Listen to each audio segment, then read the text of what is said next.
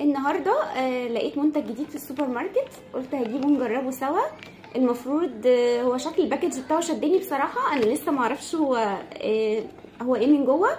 المفروض ان هو كونز وكده، فهنفتحه ونشوف مع بعض. النهارده معايا عمر هيدوق معايا الحاجه ويقول رايه فيها ايه. هفتح اول واحد اللي بالفراوله.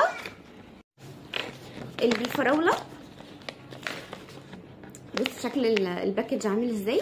المفروض ان هو سهل الفتح وكده. نفتحها ونشوف.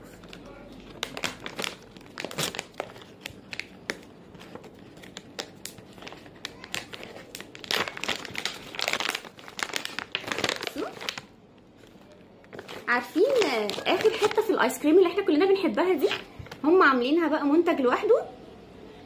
حته حلوه قوي، ريحه الكريمه الفراوله اللي جواها جميله قوي. وبصوا شكل الباكج عاجبني جدا. خد يا عمر، تعالى هندوق ونقول راينا فيه. يلا بسم الله، يلا دوق وقول رايك.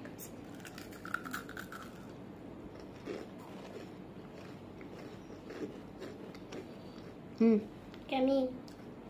حلوه. طعمها حلو، الويفر اللي فيها حلو، طعمه حلو مقرمش، وطعم الفراوله اللي فيها لذيذه، كريمه حلوه يعني، وسكرها حلو مش عالي، مش كده؟ عجبتك؟ ركز بقى علشان ايه هنرتبهم في الاخر. احلى حاجه بقى ان احنا هنقفلها ونركنها في جنب. دي المانجا